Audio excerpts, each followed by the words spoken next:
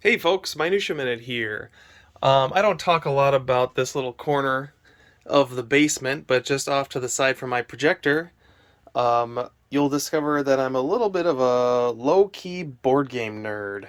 Not a huge one. I like the games that I got. I'm not really super actively seeking for other things, but I do have a soft spot for old CCGs.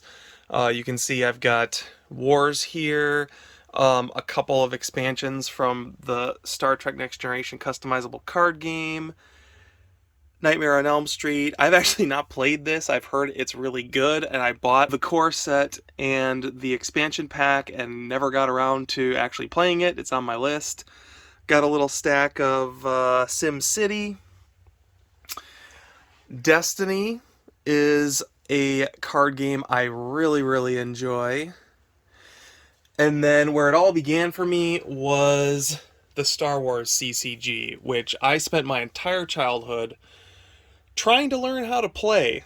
And so, as an adult, I have slowly accumulated a modest little Star Wars CCG collection. And I've slowly been working on putting together some sets. I've learned the rules and have just been trying to find people to play with me, which that's honestly really the hard part. But I thought it might be kind of fun to break some packs open. I don't do it very often, but every once in a while I'll grab a couple packs and open them up. This started as a full booster box, as did my New Hope box. So you can see I've slowly been whittling away at the boxes that I have. Just something I do occasionally for fun, and I've been watching people break open a lot of packs of cards, so I thought, how can I minutiaify that? And I think the answer is digging into a few CCG cards. So I was thinking it'd be fun as an inaugural episode to tuck into my booster box of Premier cards and open 4 of them up and see what we get. Okay, so truthfully, I have no idea how to film this, but I'm gonna give it my best shot. Um, I wanted to do this partly because I've been watching a lot of you comic book community members opening up packs. Diamond Princess is always really great about commenting on my channel, but also everybody else's channel, and she always does card packs. I was just hassling Southpaw Brad about spending $8 on a pack of cards, which apparently is not that unusual now. That's crazy to think about. But this is also just kind of my excuse to reminisce because I had a ton of these cards back in the day. Decipher was riding the Magic the Gathering train, no doubt. They had a Star Trek CCG that came out right before this, which you saw a minute ago. And Star Wars, the customizable card game, hit really big, flash in the pan, and then it kind of faded off. The rules were super complicated, but what's cool about it is you can literally do anything you could possibly imagine in this game. It had a lot of mechanics, but really felt like Star Wars when you played it. And even though when I was a kid and couldn't figure out the rules, there was still a ton of cool enjoyment to get out of buying these card packs because there was lore on them, there was great pictures. Every single image on any given card came from a movie. And so, for example, they would hone in on like the most minute details and take a picture of it and put it on a card, and you would learn about all these little things. One thing I remember when Solo, a Star Wars story, came out was everyone complaining about, oh, now Han Solo's dice is like this whole big thing. Which, to me, I didn't think twice about it because guess what? There's a card in this deck somewhere, or in this initial premiere set, that is Han Solo's dice from A New Hope, which are pictured there. They're not a big deal, nothing's made of them at the time, but you see Chewbacca brush his head against him when he's walking into the Falcon in a particular shot, and it's a little detail you'd never notice, but when you had the customizable card game, you started noticing these little things. It was the customizable card game, the West End Games RPGs that really created the Star Wars universe as we knew it throughout the 90s, going into the prequel era and beyond. That really reigned supreme until Disney took over and they canceled and rebooted everything. So let's open up some cards and I'll see what I can tell you along the way. So these were packs of 15 cards, and they were a couple dollars a piece. I don't remember exactly how much. But they were infamous because the cards that you really wanted were extremely hard to get. There were 10 commons in these, and then 4 uncommons and 1 rare. And if I remember correctly, these are the uncommons on the top. So we've got Luke's Back, Hydroponic Station, Black 3, and Boosted Tie Cannon. So theoretically, these are the uncommons, and then behind that would be the rare, which in this case is Rebel Planners. I have no idea if I'm actually getting this right. I'll have to look that up. And so then these next 10 cards theoretically are all the commons. So we've got Fusion Generator Supply Tanks, Rebel Barrier, Tatooine. I've got a bad feeling about this. Oh boy, the Wolf Man. I don't know how to pronounce his name. This is a character that doesn't exist in the Star Wars trilogy anymore, I'm pretty sure. He was replaced because he looked too much like the Wolfman or something. Yeah, the special editions wrote him out, if I remember correctly. We've got the Tatooine Jawa Camp.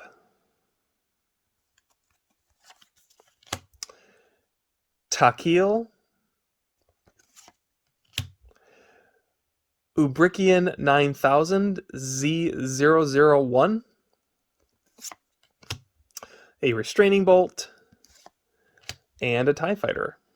Alright, through the magic of editing, I have now become an expert on the rarities of these cards for you guys. So I was actually correct. I'm actually really proud of myself for getting that right. So Rebel Planners is the common. These 4 cards are the uncommons. And then this stack right here are the commons.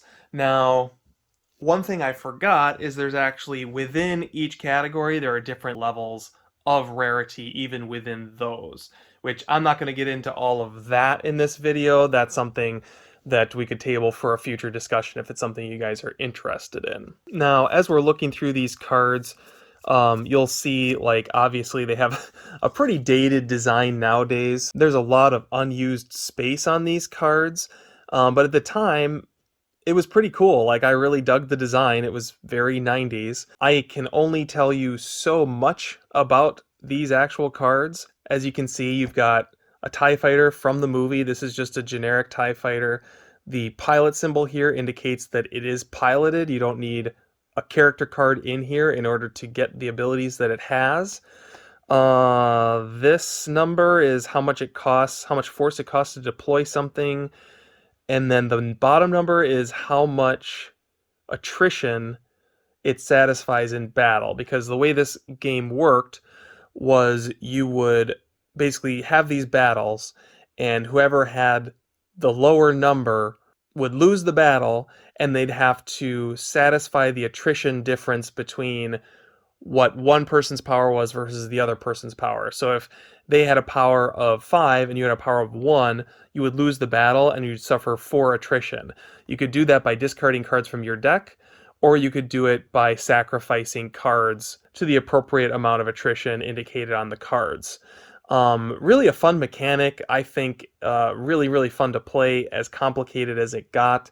There are a lot of different types of decks you could build. Like, you didn't have to build like a starfighter deck. You could build character decks. There were some decks where you could literally just have a moisture farm and basically eat people's decks away by farming for moisture.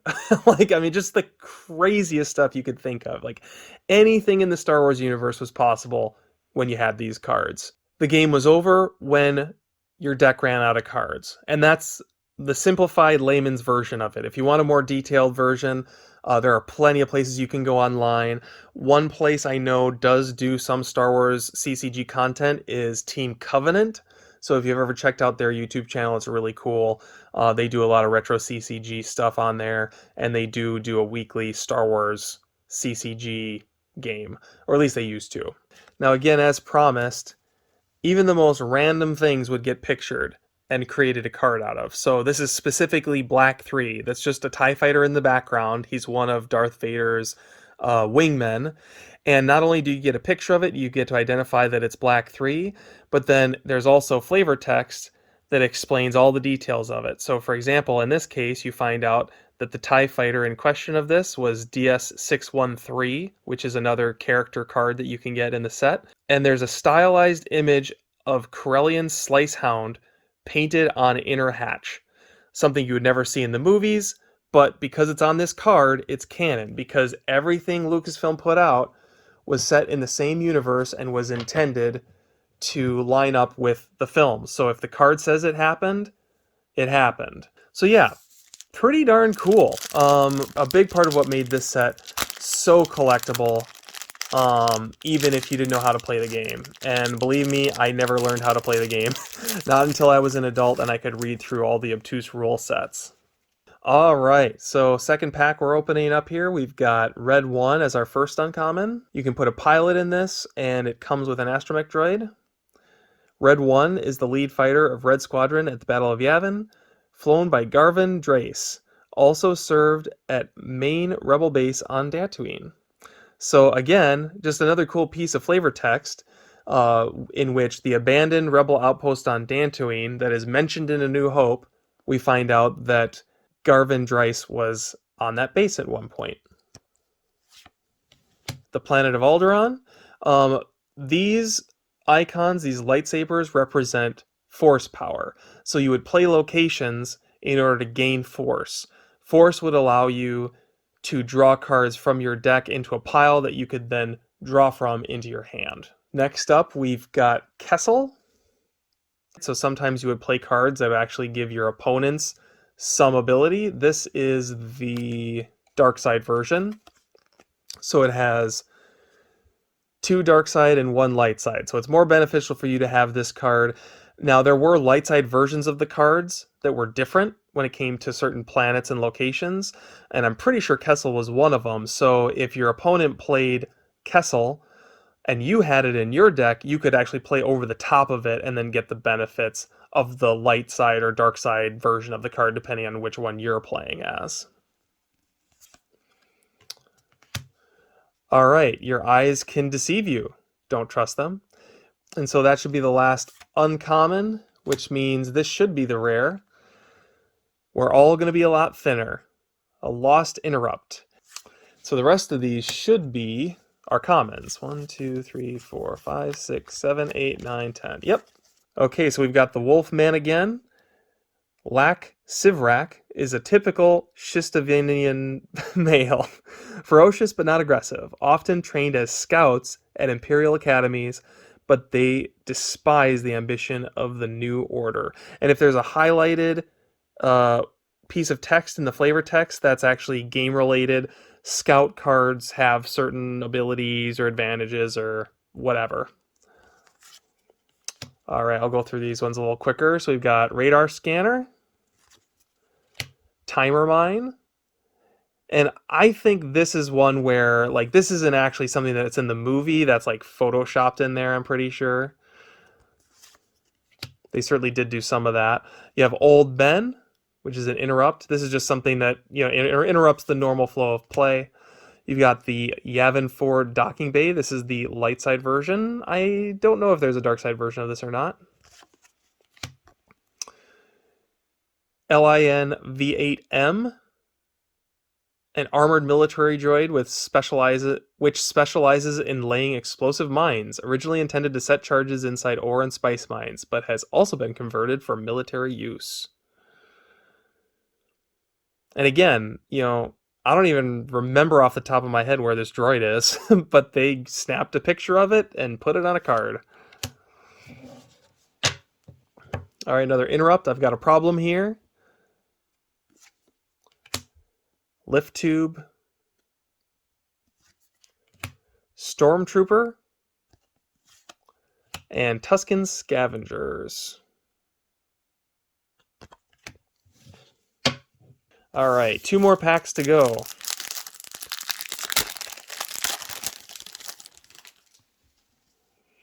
All All right, starting with our uncommons, and as we're looking through this particular round, I'll go through what the different card types are. So interrupts, we kind of already talked about. It's like an instant in Magic. Basically, you throw the card and do what it says. So here's Escape Pod, first uncommon. Second uncommon, Jedi Lightsaber, and again, this is clearly like a Photoshop job. Elegant Sword of Pure Energy. This is the weapon of a Jedi Knight, not as clumsy or random as a blaster. A lightsaber can be dangerous to an unskilled user. And this is obviously a weapon, in this case a character weapon. Next up we've got Sun's Down, which is an effect. So this is something that has long-term effects. You would only be able to play it on your turn, and it stays in play unless something takes it out of play. Okay, and then next up we've got our last uncommon, Observation Holocam. And this is a device. So some devices can deploy on characters, some of them deploy on locations, but they're basically operate like effects for the most part because it's just going to be a rule modifying whatever card it's deployed onto. All right, did you ever wonder what that little rat character ordered on Tatooine? Well, we find out here it was a Jury Juice, and this is a rare card. So, popular beverage served in many cantinas and tap cafes. Has intoxicating effect on many species. Favorite drink of Kabe. Chandrafan thief of Mos Eisley. So this is a Chandrafan here. And this is a Utini effect. I'd have to look that one up. All right, and then we get into our commons. Remember this droid from Tatooine? Well, guess what? It's R4E1. And droids are basically like characters, although typically they don't give you power in the battlefield. This one actually does, but a lot of them the power will be 0. But a lot of times they satisfy attrition, which is good to have them out for. All right, another device, electro binoculars. An X-Wing, this has both a pilot and a droid in it. Don't underestimate our chances. This is a lost interrupt. So this is an interrupt basically that you play it, it takes effect, and because it's lost, that means it leaves the game. Other interrupts go back into your discard pile and you can potentially get them again. So using a lost interrupt can be expensive because if you remember, the goal of the game is to completely deplete your opponent's deck. So if you have a bunch of lost interrupts in there, you're going to deplete your own deck and it'll work against you.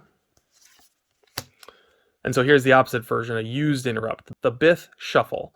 So once you played this one, it would go back into your deck and you could potentially draw it again. All right, another creature card, similar to a droid card, except now it's creature. And Tuscan Raiders were interesting because their power depended on how many Tuscan Raiders you had in your party. So some people would just build Tuscan Raider decks. There's basically nothing in it except for Tuscan Raiders. Another droid. This one has power too. A Jawa, a lot of characters. A lot of times you don't get characters. A lot of times it's just effects. That's one of the things that this game was kind of infamous for at first, was the assortment of cards. Not only was it hard to get characters or starships a lot of times, but it was also hard to get key characters. And you'll notice we haven't pulled any yet out of the first 3 packs. The chances of us getting a character at all are pretty slim. So we've got Scanning Crew, another used interrupt, and then another weapon. And another good example of probably a Photoshop job of some kind. This series got really creative as they got further in, because this only ran while the original trilogy was out. It briefly was relevant during episode 1. It never made it to episode 2. Decipher lost the license, and so they had to find ways to keep coming up with cards. One of the things that they did that was really cool was they dove into the expanded universe. And so there are some cards you'll find of characters like Mara Jade, who's a super famous Star Wars character. Grand Admiral Thrawn, whose card probably is actually worth a lot now that he's like in the Disney universe as well. He got a card in the CCG, which is really neat. All right, so for this final pack, we'll open this bad boy up, see if we got anything exciting. And while we're talking about this, we'll just kind of talk about the end of the Star Wars CCG, because it's kind of an interesting story. So our first uncommon Plastoid Armor. Second uncommon, Jawa Siesta. Third uncommon, we've actually got a character here. Chief Bast. He's an Imperial. Not common to get characters with actual names. So that's pretty cool. Then we've got the Lars Moisture Farm, and this is an example where there's a good guy version and a bad guy version. The good guy version does not have the steaming corpse of Lars in the foreground. It's just a regular picture of the Moisture Farm. All right, what's our rare? Drum roll. Gold 5. Cool.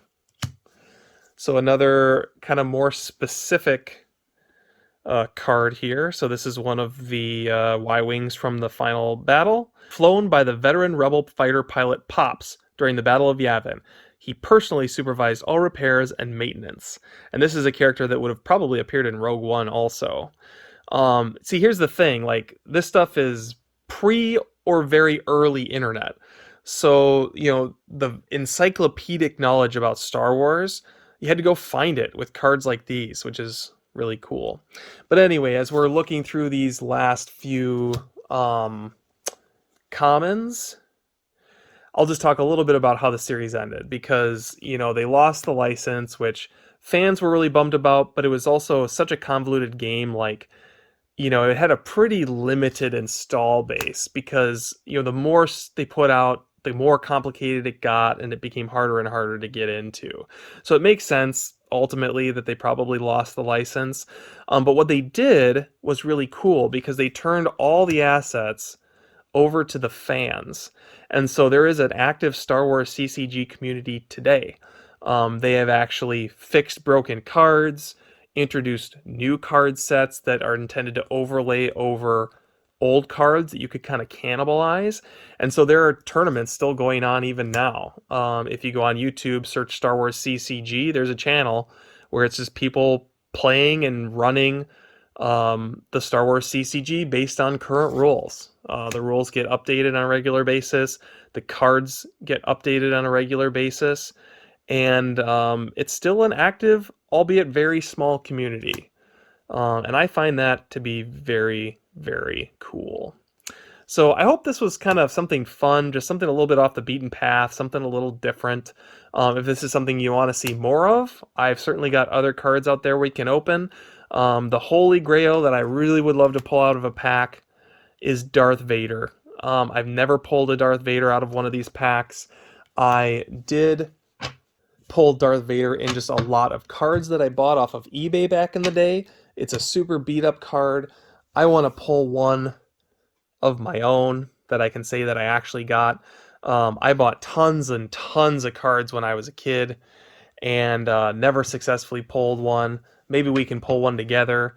Otherwise, there are lots of expansions. So if you want me to dig into some of the other expansions, do some card openings for that, I certainly wouldn't mind if you guys are interested.